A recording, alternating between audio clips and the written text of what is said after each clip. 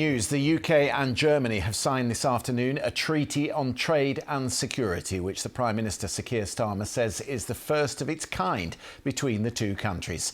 The agreement, which will be known as the Kensington Treaty, spells out a threat to one country will be seen as a threat to the other. That is being seen as an implicit warning to Russia.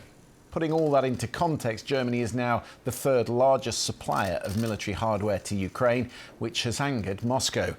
Also in the deal, steps to strengthen commercial ties, a new partnership on scientific research, talk of improved rail connections. And crucially important to Sir Keir Starmer, there will be several measures Germany will adopt that may help stem the flow of illegal migration. Here's what the Prime Minister said after the signing. It's a privilege to have you here today, particularly to sign this Kensington Treaty, which is a very special treaty because it's the first of its kind ever, if you can believe it, between our two countries. And I see it very much as evidence of the closeness of our relationship as it stands today, the strength of our values, the strength of our joint approach, but also very much as a statement of intent, a statement of our ambition to work ever more closely together, closest of allies, and whether that's on defence, security, trade, the economy, energy, covers so much in this treaty. And so this is a really historic signing of a historic agreement. Sir Keir Starmer, historic indeed. It's the first time they've signed a treaty of this size since 1945, a point I put to our political correspondent, Rob Watson. It is quite remarkable, and both sides are making a lot of that. It's worth bearing in mind, though, of course, Christian, that they have until recently both been members of the European Union, with all of the closeness that entailed in terms of market cooperation, customs union, and they are, of course, both members, long-standing members of NATO, the main defence alliance. So, you know, there is a certain amount of spin going on with this, but absolutely it's a proper treaty. And what Downing Street is saying is that the 29 pages of the treaty essentially cover cooperation on issues ranging from migration and security to sort of business and commerce. The signing ceremony has already taken place. It is usual in these circumstances for the teams to put everything on paper before the two men get together, so that's not entirely surprising. But they did just say during this sit-down that there's an awful lot to discuss this afternoon. Where are the sticking points between the two sides? Well, do you know, I think there's more. I think there's more lubrication than sticking between them. Actually, Christian, it's one of those moments where, you know, you have two leaders who are very much dealing with a similar set of problems. I mean, they're both very concerned about political challenges to their right. Both of them are rather concerned about the reliability of President Trump as an ally in dealing with issues such as Ukraine. And both men are, of course, worried about what they see as an aggressor in the Kremlin in the form of Vladimir Putin. I mean, that, of course, is what is helping, if you like, the rapprochement between Britain and the European Union as a unit and individual countries like Germany. It's sort of forcing them together. But I mean, I guess the things that they need to work out are, you know, what exactly would happen in terms of a peacekeeping force if Russia and Ukraine were to agree a ceasefire. And, you know, yes, of course, there are sort of details to be worked out on how any increased European defence spending would be spread around allies like Germany and the UK. Yeah, he has already announced, of course, Chancellor Merz, that they're going to up defence spending quite considerably, up to about 350 billion euros. But they are both now tied to this new target, core defence spending of 3.5%. Is it impossible for the two sides to get to that figure if they don't work closely together? Well, I think it's certainly more difficult, right? And I think that the approach that they take is to try and make their arguments to their respective nations and fellow politicians. It's easier if you say, hey, look, it's not just us doing it, it's the Germans are doing it, or the Germans can say the Brits are doing it. So to that extent, if you're sort of saying it's a combined European effort, both on a sort of political front and a military front, absolutely that helps. I mean, are they going to be urging each other to spend more behind closed doors? No. I mean, you know, they both know the sort of fiscal limits they're up against. But absolutely, I mean, I think they see common purpose and being able to say to their, to their voters in both countries, hey, we're working together.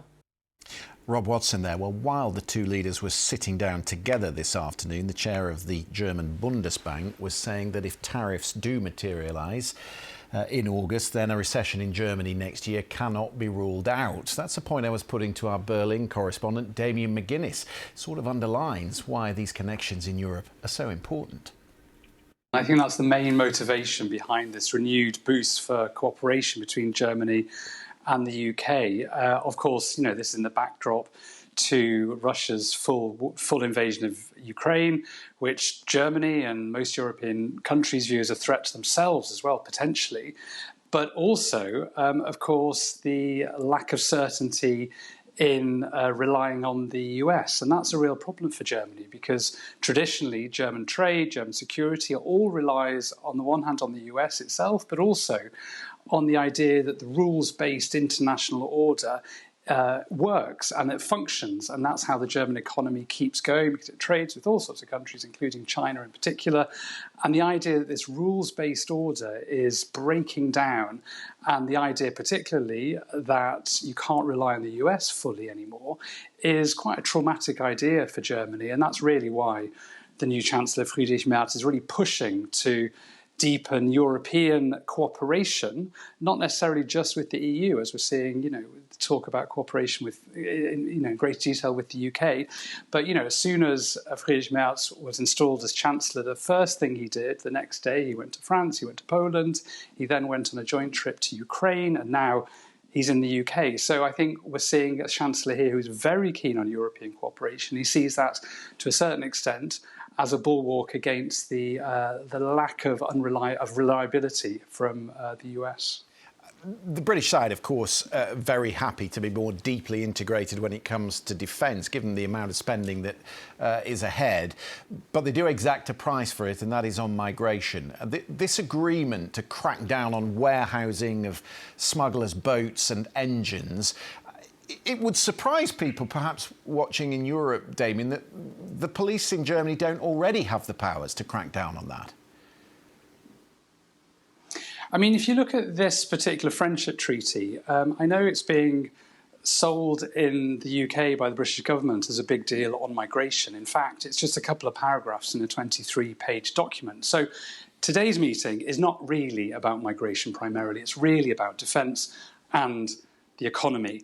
But yes, there are links between the UK and Germany when it comes to migration. One of them is a pledge by the German government to, they would say as well, crack down on irregular migration and people smuggling. And I think what we're seeing in Friedrich Merz is someone who talks very tough on migration, really in line with the UK government. And I think this is something they're going to be talking about, certainly. But if you're looking at the concrete measures, it's actually not really the main topic of conversation in this concrete treaty that we're talking about today. Of course, that could well change when the action plan comes out, because this treaty is really, almost like a document of intent. It's saying what they want to do. It's lots of pledges about deepening cooperation in every imaginable field, really, when it comes to international relations.